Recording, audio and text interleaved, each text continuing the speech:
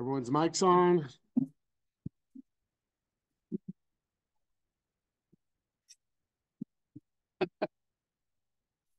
Okay, let's go ahead and get started, and we will start with the pledge as usual. Good. I pledge allegiance to the flag of the United States of America and to the republic for which it stands, one nation, under God, indivisible, with liberty and justice for all. Thank you. All right.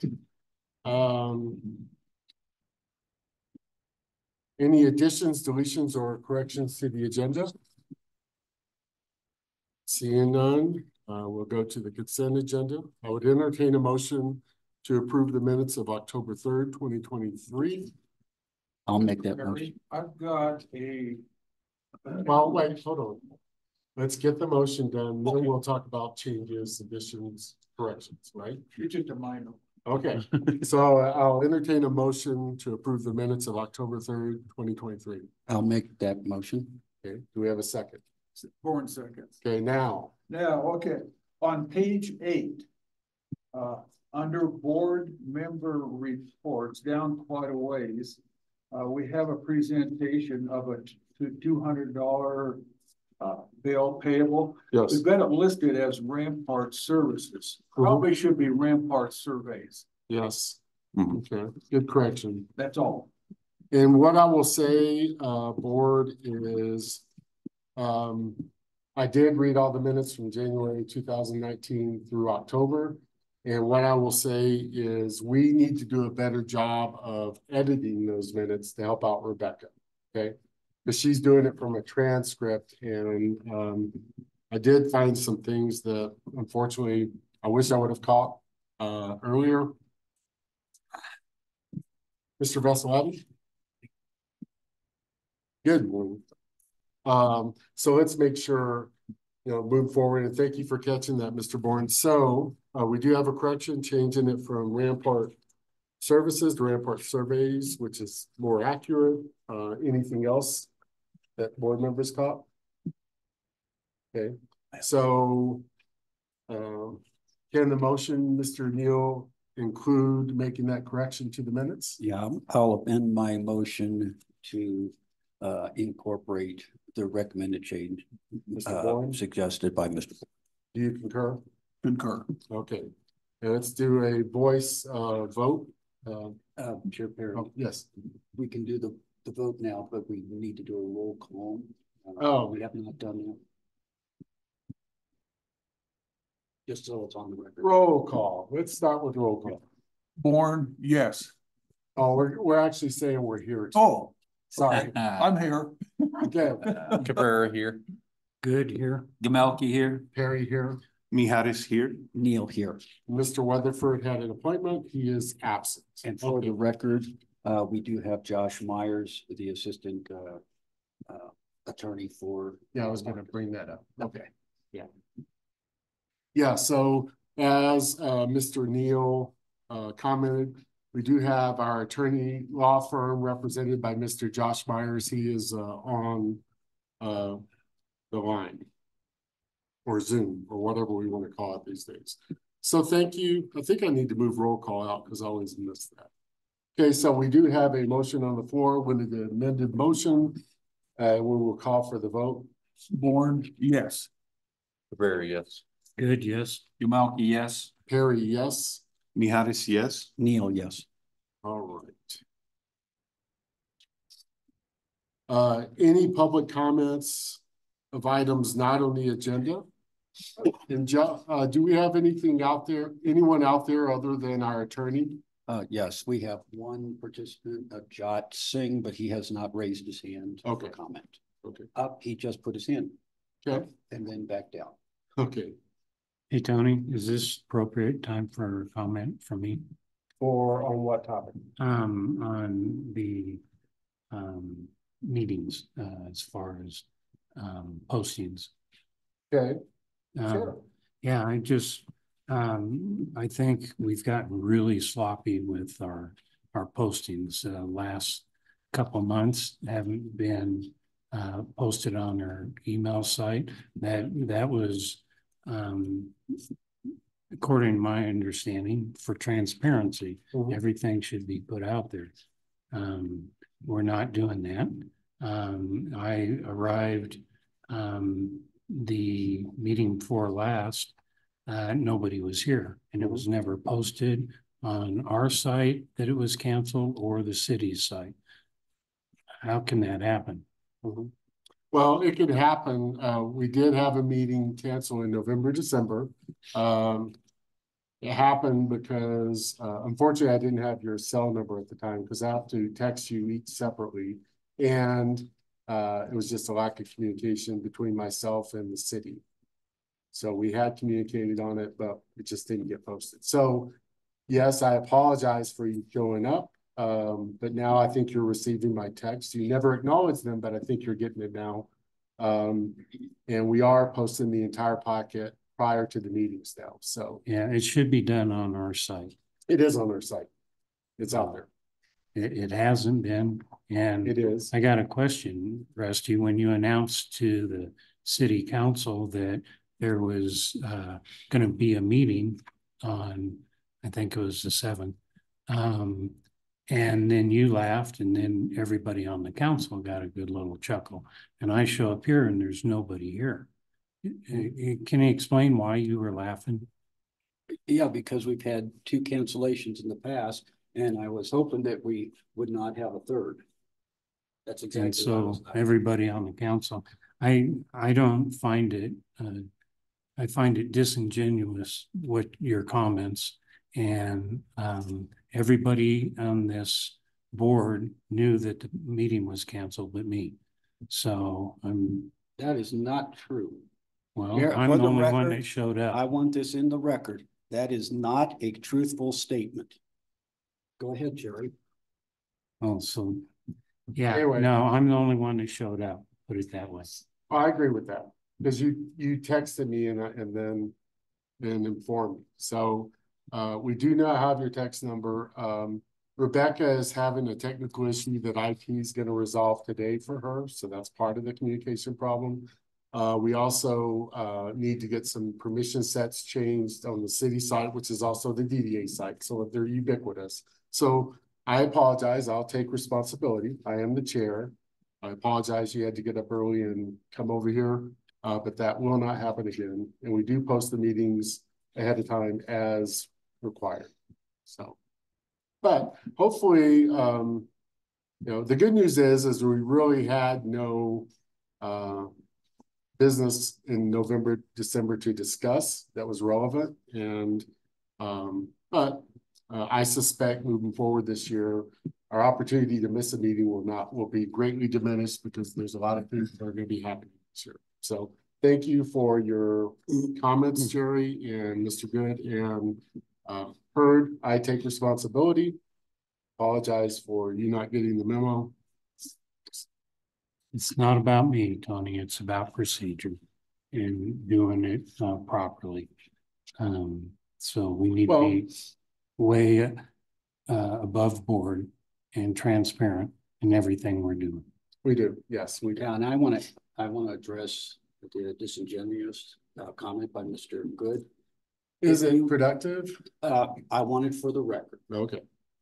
For the record, if you truly go back and look at all the council meetings, you will find that I, as the DDA liaison, every time during the council report section, I have announced the DDA meetings. And it was getting a little embarrassing that I would announce one, and then the next meeting I would have to say it was canceled. Then I would announce one, it was canceled. So when the third one occurred, I did chuckle and said, it seems to be really going to happen. So when you say it was disingenuous, I was hoping it was, but I did not know if it might be canceled. But we're here. Okay. And we are here. Let's move forward. Let's move on to happier news. So we're going to start with new business, and we have a TAVA update from Mr. Weaver. Looks like he had his coffee. We're all good. Coffee, I'll brush my teeth. And all warm clothes. Hello, good morning, everyone. 2024 to you. A couple of items, that are going on about Tahoe.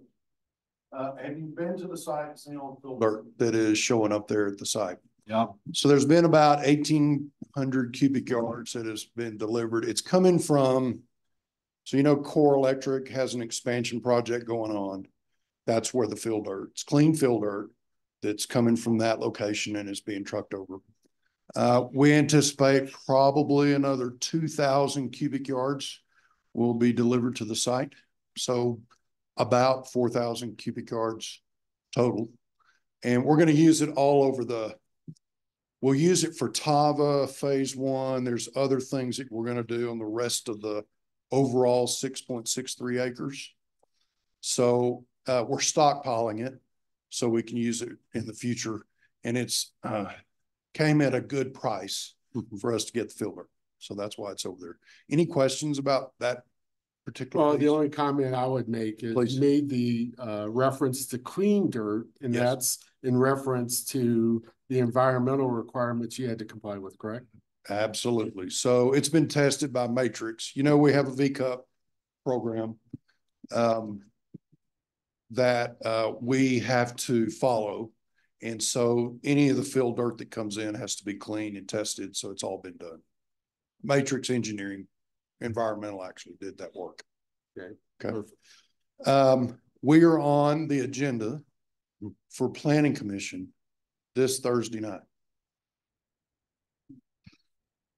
On the agenda. You guys don't understand the significance of that statement. There's been a lot of work that's gone into just getting on the agenda, and it has been good with the city. Karen's been great. We've had several meetings with Andrew and Karen, and we are in sync and in step together. We feel good about this presentation. Is Andrew with the planning department? He is Andrew, I forget his last. He's with Baseline Consulting. Yeah. Okay. So outside consultant. Yeah, outside consultant. Yeah. So y'all, that is Thursday night at 6:30. If you'd like to come to that and cheer us on, that would be great. We're the only agenda item. So Ooh. hopefully it won't run until 10 o'clock at night. No, it's worse. When there's only one agenda item, they feel like they need to stretch it to warrant coming in. So it's probably going to be an hour and a half. Probably. Yeah. Probably. Any questions about that agenda, being on the agenda? Yes. Oh, I was just kind of curious. Yeah. I drove by and I saw all that dirt over there. Yeah. What about the detention pond? Is it still there? It is. You talking about the existing one in front of Woodland Harbor? Yes, sir. It's still Yeah, I there. was just kind of curious because It actually looks deeper now Yeah, you saw all the erosion control we had to put around that stockpile. So it's properly mitigated in terms of that erosion. And that, you know, the long-term plan is for that detention pond to probably get relocated. It's kind of David would know more about this, but it almost seems like a temporary detention pond to us. But it'll probably get relocated. One other thing, we are aiming for a groundbreaking May or June. Oh, not March. Okay. I don't think we can hit March. Okay. I don't think we'll hit April. I think it'll be May or June. Okay. In reality. Okay, that's it. Any question, anything? I'd say April for revegetation. Oh, okay. Ooh. Yep. For the real construction of Tava, I think we've got financing things that we've got to get in place and get that all settled, and then we'll start construction. And hopefully rates are down twice by then. Mm-hmm. Yeah, since they went up 5 times on you while we've been. I like the Oracle saying that to us. That's great.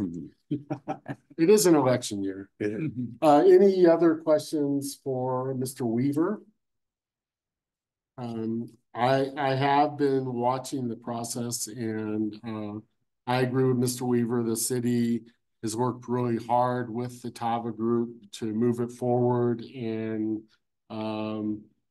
it's not as fast as I would like, but it has to be methodical. It has to be done right. There are a lot of moving parts. They're solving a lot of issues on that property. The gift of the fill dirt is almost manna from heaven, right? It is. It's And very, so it's great news. Yep. Yeah. So you're moving your target date for grand opening probably to early summer. we are estimating 12 months for construction. Yeah. Maybe that gets shortened. We'll just have to see. But the way things go, we're just going to say it's about a year construction. And that's probably in your, so all these delays by whatever probably works in your favor as well, because there's also some construction companies that want some work and they're a little hungrier than they've been in a couple of years. Exactly. So should work out well timing wise. We think so. It'll help. Yeah. Good. Okay. Seeing no other questions for Mr. Weaver, we'll move on. We did have a core request from the Fortenberry Law Group, which represents the Carters, and it came December 6th to the wrong address, got sent back, then finally came in. And this will all be posted on the site once we get the permissions worked out, Mr. Good. As we've committed, we've only had 2 core requests since I've been chair of the board. This will be the 3rd. We plan on it being on the site within the day or 2, whenever the permissions are taken care of. And basically, it was quite extensive list. I broke it down into 11 request items with Mrs. LeClaire. And so the city collaborating with the DDA, we responded to all those request items the best we could and gave them what we had. And so again, I will have Miss Allen or myself text you or email you 101 once it's confirmed that it's up on the site. But for the citizens, our position, as Mr. Good stated, is to be to put everything in the sunshine. So we are not only showing you the original request, but we'll show you all the items that we provided back to them. So, okay. Any questions on Cora? Okay. Netco grant proposal. Fire Chief Lambert is gathering a spreadsheet for us. And what I will say generally is, and we've talked about this forever, the fire chief used to come to all the DDA meetings back in the day asking for some relief, because again, the premise is that when the DDA through the taxing district, when we take away their TIF monies, our mission is to help improve the downtown, bring new businesses to the downtown, build new buildings in the downtown. And so we're adding buildings, let's say like the new hotel or Building X or now Tava. And the fire district has to protect those assets, those buildings, but they're getting less money to do so. So we're kind of double dinging them, if you will. And so talking to the board before in these meetings, we have a mindset that maybe we have the ability to give them a grant. We did check with the attorney, and we do have the authority to do a resolution and provide them a grant back. And once we have that spreadsheet from Mr. Lambert, or Fire Chief Lambert, I think in February, well ahead of time, we'll send you a proposal for you to consider that we can have good discussion in February. But essentially rounding, we take away about $150,000 a year from the fire district in terms of TIF monies. My personal perception, and obviously it's up to the board as to your perception, is we have enough in our fund balance. We know what our expenses are. They've been very stable, very static. And so I think we do have bandwidth to provide them a grant. And I know what I would like to do, but we'll have that discussion in February. We have the authority to do that, and I would advocate that we seriously consider it. So we'll shoot that to you ahead of time so that it's in your head, so that we can have a good discussion. And there are other districts, obviously. There's the city, There's the school district, there's the ambulance district, there's the library district. But from my personal perspective, fire protection in our community is super important. And so I think we need to see if we can give them some relief. I have asked them to think about identifying maybe a target for those funds. I'm not a big fan of just throwing funds into a general fund that they can use for whatever they want. And so I've asked them to come back and give us some ideas as to, you know, can it go towards a ladder truck? Can it go towards, you know, something they need? The number one issue is always personnel, but I believe that's always going to be the number one issue. So we're asking for some tangible asset that if the DDA does vote to give them a grant, that we know exactly what it's going for, not only for our benefit, but for the citizens' benefit. Okay, any questions on that, comments on that? I have a comment. Given my past history, I retired from the fire department. And a lot of people don't understand Fire department in Florida, correct? Correct. You know, down in Florida, I retired as a lieutenant. And there's a lot of pre-planning that goes into these new assets that come in. It's not just another building on the street. They're all laid out different. There's different resources that are needed for each one. It's its own animal. So every time a new building comes in, you'll see these men and women go and do a walkthrough during construction, when it's completed, when they get a new crew member. There's different tools, different items that they will need every time a new asset comes to town. So I think this is a great thing for the men and women that serve our community. And, you know, you got to remember they're at work while we're home sleeping. And they're the ones that need to know what to do at 2 o'clock in the morning. That's why they're out there at 2 in the afternoon training. So I think it's a great thing that we're doing. And, you know, if there's anybody in the community that needs some education on that, please feel free to contact me. I'll be more than happy to share anything I can to help anybody understand. Yeah, and I will add on, I think I'm accurate. You know, the DDA participated and gave a TIF agreement to the new microtel in town. And yet, you know, the fire department expressed their concerns at the time. I think I'm accurate in saying that we do not have a ladder truck that could actually support that microtel with its height.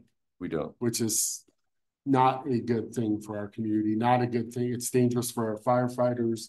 It's dangerous for the people that stay in that hotel. And so, and you know, it's probably the number one threat to our community.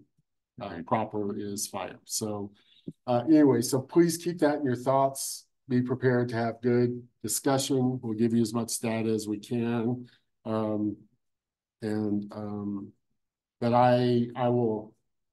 I'm only one voice, one vote, but I will advocate very strongly for us doing something. Okay. Okay, COG report. So, you know, thankfully, I am not on Facebook. I will not ever be on Facebook, but I have lots of people around me on Facebook. So this has been a hot issue out there in the ethosphere. There's been a lot of articles. I had hoped since last summer that as we put out actually accurate information regarding the COG, that maybe as adults, we could all come together, sit down and find a solution to solve two problems, I think. One is with the COG, how do we have it as an asset in our community, we accepted it. How do we make the most of that asset to benefit the citizens of Woodland Park? Number two, we also accepted the COG and funds to get it here in the memory of Mrs. Carter. And whatever we do there, we need to make sure that we still honor that memory. So we have two objectives that we need to solve with the COG. So that being said, the Carters have asked that all communication goes through their attorney. And so our attorney, we had a very fruitful discussion with the attorney yesterday. And so out of that came the statement I'm about to read for the record, on the record. And then hopefully the attorneys will talk and we'll maybe be able to sit down and talk at some point and get this resolved. It will be resolved for the betterment of Woodland Park. So The DDA continues to work with the city to identify the appropriate location to relocate the COG car to, both temporarily and on a permanent basis. By letter dated June 29th, 2023, Deborah Fortenberry of the Fortenberry Law Group informed the city and DDA that she had been engaged by Susan Carter Ball, Stephen Carter, and Douglas Carter, the surviving children of Dwayne and Myrna Carter, and that Ms. Fortenberry's clients prefer to maintain the COG car at its current location perpetually. The DDA is not aware of any written agreements that require the COG car to be maintained in its current location. Therefore, I have asked DDA counsel to prepare a bill of sale transferring ownership of the COG car and all related equipment to the city. A resolution approving the bill of sale and authorizing execution of the bill of sale by the DDA will be prepared for consideration and approval by the DDA board at the February 6th regular meeting. To the extent that there is any communication with the Carter family related to seeking their input on potential relocation sites, the same will be facilitated through Ms. Fortenberry and DDA counsel per Ms. Fortenberry's request. So that is the statement on the record. I am highly confident that once the attorneys review all the documents together and look at the situation, that we will get together and find an appropriate place for the COG and move forward so that we don't hold up groundbreaking in May or April. So that is the statement. So expect a resolution in February. Because what's interesting in this process is that there was an attempt to transfer ownership already, but there is not a fully executed document doing that. So I was surprised in reading all the minutes back, looking at all the documents going through with the attorney, that the DDA still owns the COG. And so that's why we need to first transfer it to the city. And also, just by the way, we still own the Rusty Stagecoach. And so we'll be taking care of that in February as well, and making sure that's all cleaned up and done appropriately. So stay tuned. And hopefully with the attorneys speaking over this next month, we'll have more to report in February. Okay, thank you very much. Okay. And we're now on to public comment regarding new business. I put none, but I don't know if there's any. Is there any? Huh? Oh, yes, sir. Can you please state your name and your address? Or is this Josh? It's Josh. This is Joe. Rose. Okay. My name is Joe Singh, and you want my address? Yes, please. Yeah, so it's 620 South Cascade Avenue. So after hearing the report regarding the COG, I think it's a little concerning because I'm reading the minutes, and it says Chair Perry stated that false claims were made on social media that a prior agreement was made with the city of Woodland Park that the COG would never be moved, and there was no documented proof of the legality and the factuality of the original agreement. Mm-hmm. So I am an attorney who is on behalf of the Carter family, and I work for Fortenberry Law Group. And so just listening to a few of those statements were semi-concerning, because there's a fundamental disagreement as to whether or not the COG's ownership, and whether or not the developers purchased the land with that as an encumbrance. I've never spoken with Josh, which is also another concern. And some of the statements about the core requests, I mean, we may have sent 3 core requests, but we sent several letters when we had unresponsive, no response from the city, essentially. And then when we finally did get a response, many of the core requests provided no information to the requests, simply stating that there are no records on file. And when you read the contract, there's nothing to say that the COG needs to be moved. There's no affirmative duty And I'm really concerned because it says that the Tava group will then move the cog, but there's no legal right to then move it. So maybe this is a conversation with Josh that I would love to have after this, but it concerns me that we might be working on incomplete information. Okay, so let me address two things. Mr. Perry, I want to jump in real quick. I apologize to interrupt you though. This is That's Joshua. okay. Go ahead, Josh. So, hi, Joe. The district attorney is actually Marcus McGaskin. I'm the assistant district attorney. I'm filling in for him today. And I know that he'll be more than happy to speak with you or your partner at the firm that you're working with on these matters. I'd also like to bring up to the board at this moment that we are in public comment. We're not in discussion. Any matters that he brought up should be brought up during an actual new action item. If there's going to be a discussion by the board on those matters. So that's just a procedural thing that we need to follow. But Joe, definitely Marcus McGaskin, the district attorney, will be in contact with your office. And that's all I have to say right now. Thank you, Josh. Yeah, so Mr. McCaskin is the Downtown Development Authority's attorney. And as Josh just stated, he is the assistant to Mr. McCaskin. So the attorneys will talk to the attorneys. And let me just say, I don't request any discussion beyond that. I just want to make the comment that I'm worried that maybe there's more information that needs to be looked into before any decisions made in February. And those, any kind of additional discussions that will occur whenever there's an action item in front of the board for them to actually make a decision on, be a public hearing. So each side would be able to bring its evidence forward during such a hearing, but we won't do it during public comment right now, though. Thank you. Okay, anyone else in the public who would like? We have two persons in the audience. They actually look awake. Well, actually, we have four. I'm sorry, two on the right side, two on the left side. Okay. We'll move on to reports. Board chair report. So mine's pretty simple. Just clarification. Since I've been chair, we've had now a total of 3 core requests. The 2 previous were on totally unrelated matters, nothing related to the COG. I just wanted to correct that statement, make sure I didn't misstate. I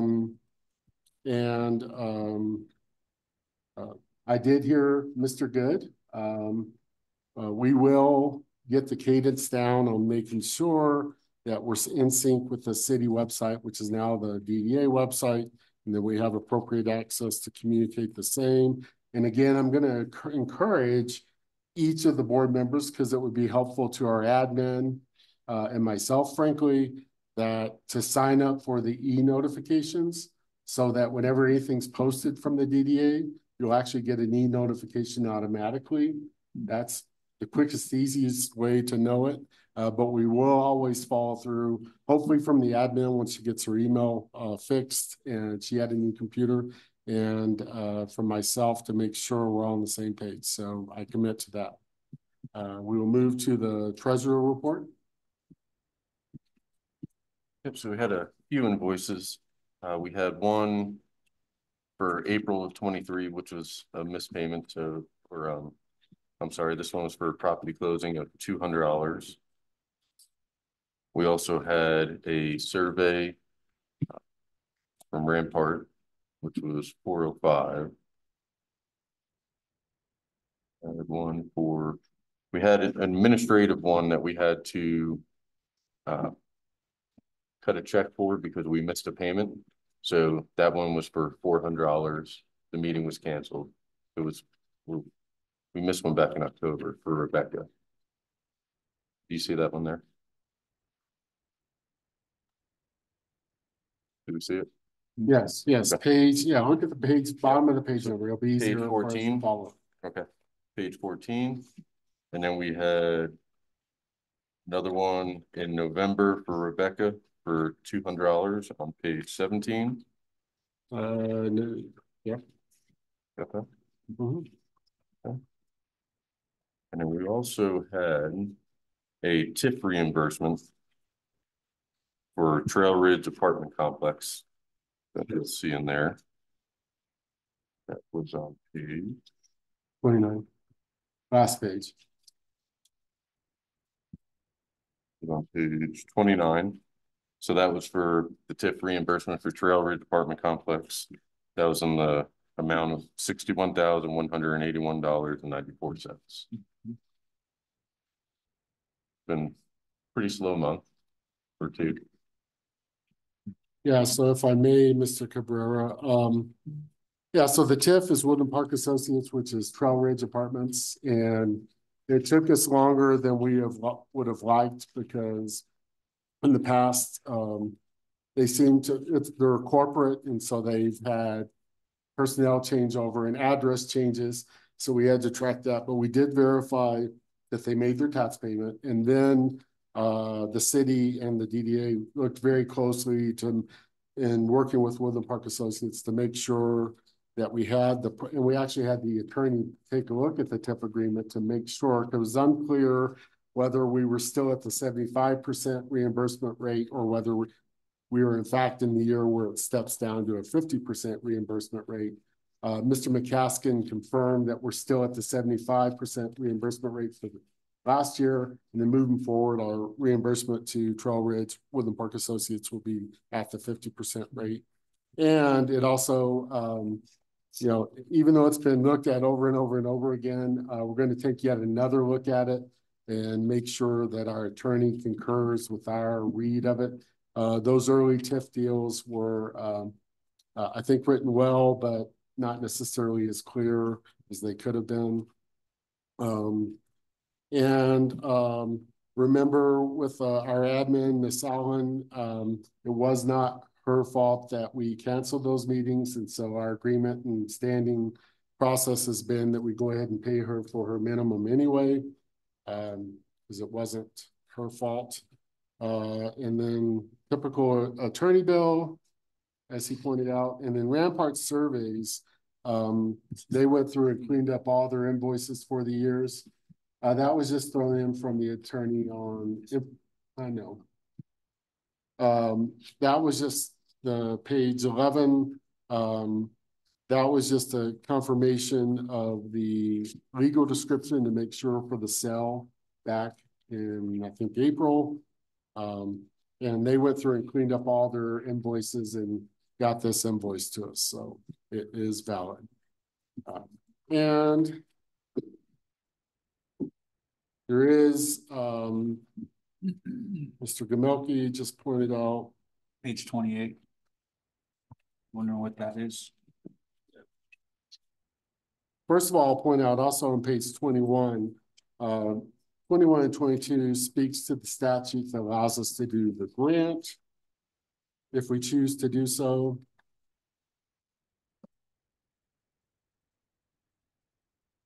And what I will say is strike 28, page 28. That is actually part of AJ Pizza's construction expense, because our attorney has asked them to provide us their final construction costs so that we can show up and make sure we're on the same page with the TIF agreement. So that inadvertently got slipped in. That's going to be a future discussion once the attorney's satisfied that we have, and they haven't provided yet the final construction stuff. Remember, we authorized a TIF deal, but it was based on a certain amount, but also based on us getting all the proper documentation, and we don't have that yet. Once we do, the attorney, we will review, and then we'll set the TIF on the spreadsheet that the city maintains for us. So I apologize. That's part of probably a future meeting. Okay. So striking page 28. We will, anything else, Mr. Cabrera? No. Okay. And thank you for clearing that up. I wasn't a part of that, so I understand now. Yeah. Okay. Any other board members wish to report? We'll start with Mr. Bourne. No, Bourne has nothing additional. Cabrera has nothing additional. Mr. Good. I got nothing, thanks. I have nothing additional. Nothing additional. Nothing additional. Good. Josh, anything else you would like to communicate while you're on the line? And No, Chair, other than I hope you all have a great day, gentlemen. thank you very much.